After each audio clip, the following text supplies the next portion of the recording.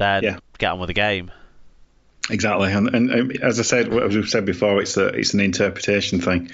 But But yeah, it's not an interpretation at the time. It's the way that the referees are being instructed. I think the referees are yes, almost apologetically giving these penalties now. But the Leeming one was most frustrating, I suppose, because he made an active choice to throw it at the man. He could have yeah, still got the pass to Gaskell, who he would say was the target of his pass, by picking the ball up and throwing it over the top of the player rather than throwing it from low and upwards. yes. Oh yeah, no. This was the thing. There's and this thing you can see it certainly from when you've seen it on television, you can tell the difference. And to be fair, you could tell the difference from the stand on Sunday as well. You can tell when a player is doing it deliberately because they just don't have the same care in terms of trying to reach the player. But yeah, I mean, yeah, well, that's just, I think that's going to run all year. I think, unfortunately. Yeah, I think it's possibly one to address in the off season now. Like you say, unfortunately, we're so deep into the season and we're seeing the same thing every week. The biggest farce of it possibly came in the Catalans-Hull game, where just you felt like it could happen at every single play of the ball. But we'll get to that later on. Do you think that Huddersfield were worthy winners then? You said they were putting on some good stuff and all that. For me, yes. I thought they looked the most structured, and for me, they were the worthy winners. Obviously, it's a close game. The scoreline speaks for itself, but I think, for me, they deserve to edge it. So yeah, no, I had no issue with that. Who then was your sort of star players? Who stood out for you in this one watching it? I'm biased, obviously, with Alex Mellor, but a hat trick. You can't. I don't think you can look beyond that. But to be honest, I thought Gaskell was really good for Huddersfield as well. He seemed to be involved in most of the good stuff that they were doing. Yeah. What about you?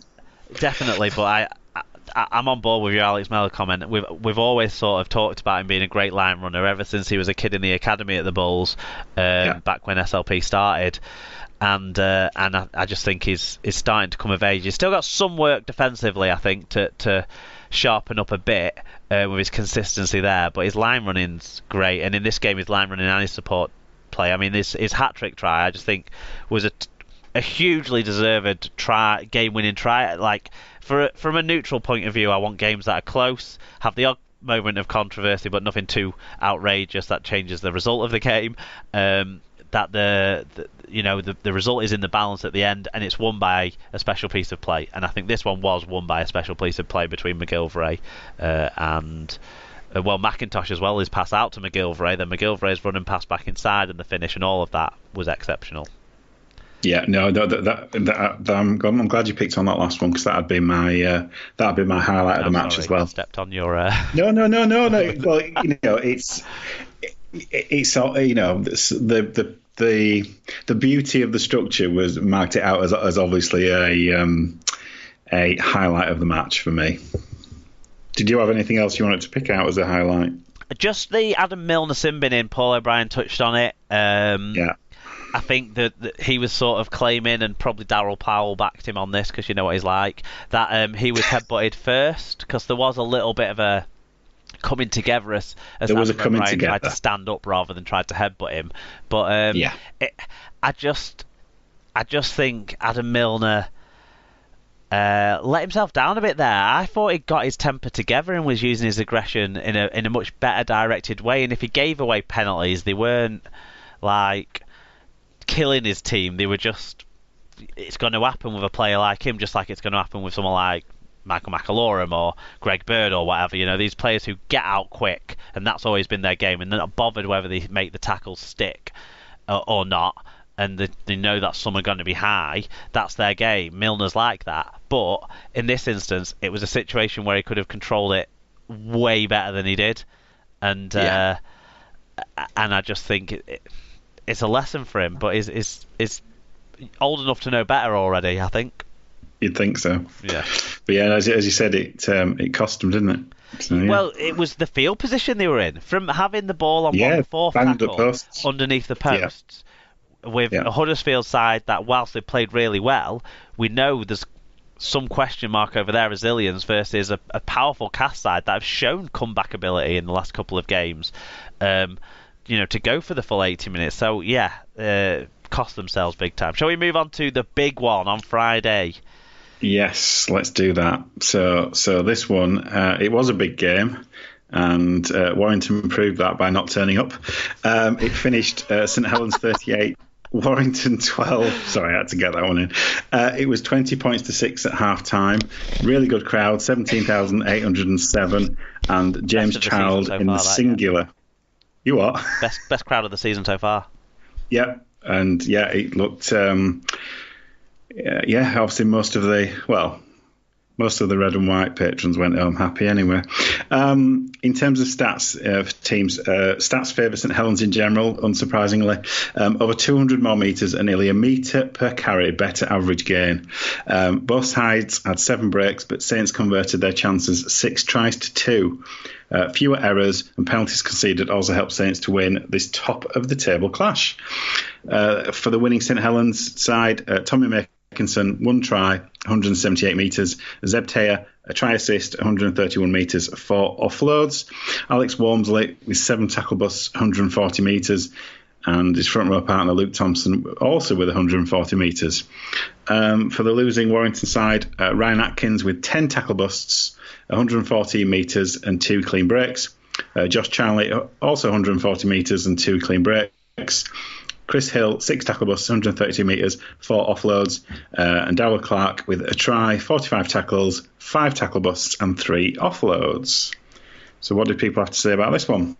Mark Butler was the first one. He said, is Rugby League serious about player welfare, or does it just wait for an ex-player to do an interview about his constant headaches before pretending it is? If so, Tom Lynham's fat arse shouldn't run around the field for a few weeks. Total cheap shot on Grace for no reason at all other than Warrington were getting battered.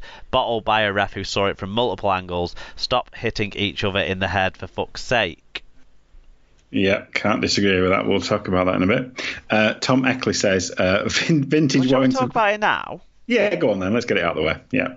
I don't know if anyone else has really mentioned it too much, you see, in the fan views. So let's talk about it now. Tom Lynham's been given a charge. I think, was it a grade B charge and a 1-game ban that he's received?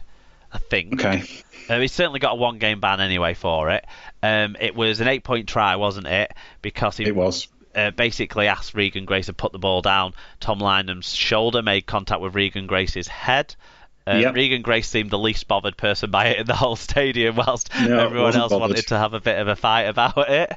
Yeah. Which is to Regan Grace's credit, and what a try that was by the kid. I mean, these are the flashes that think is a special thing to watch. He is. Definite great bit of squad material.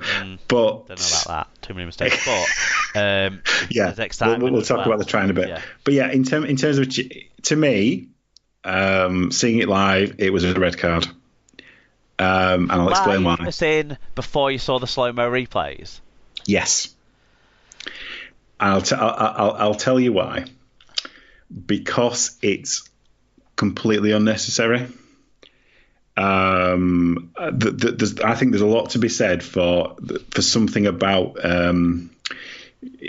looking after each other's welfare. The mutual welfare of your fellow professionals, and as Mark said, basically the guy, he took the toys out of the pram. He wasn't happy that they were getting battered, and it was an utter cheap shot. And he'd done all that running and not quite got there. Not quite got there. Which is back from the other side of the field to try and stop him. To be fair to his effort, but he'd not quite got there, had he? And that obviously he hadn't got there, and it was. He was way late. He wasn't committed when Grace got the ball down. It was a deliberate cheap shot. So to me, that's different to something being involved in a tackle where you're deliberate. Your technique might be poor, but your intentions are broadly reasonable. To me, it was unnecessary, and that kind of thing is unwarranted, and you've got to walk for that kind of thing, in my opinion. So, what do you think? I have a slightly different take on it, but I'm totally on board with your. It was completely unnecessary, and players need to think about that when they're going into challenges like this, and what they wouldn't want to be on the receiving end of one. I don't think there's any part of what Tom Lynham did was intending to hit Regan Grace in the head with his shoulder. That's what I would say. I think it was a careless rather than reckless or deliberate move, if you know what I mean. But if he didn't seem to feel the compulsion to hit a guy late, then it wouldn't have mattered, would it? So that's the problem part, is like the over excessive hitting someone when you don't need to hit someone part of it.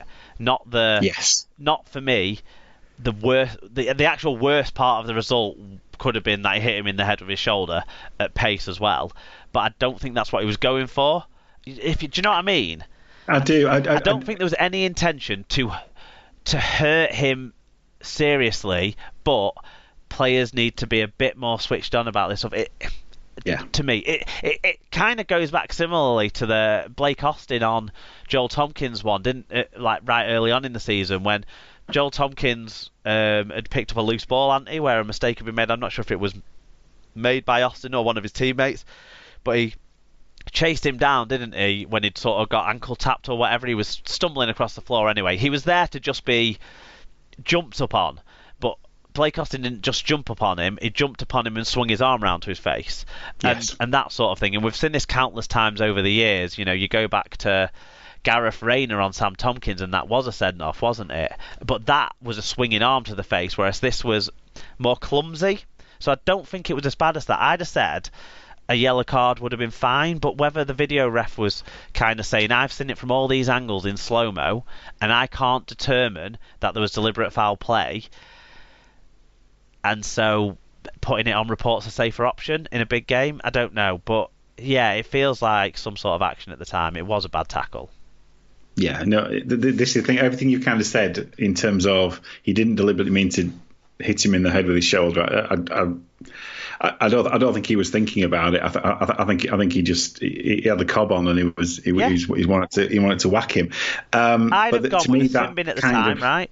And a 1-game ban after a bit more reflection being okay, or a red card at the time and a no-game ban. I don't know. That sort of balances itself out.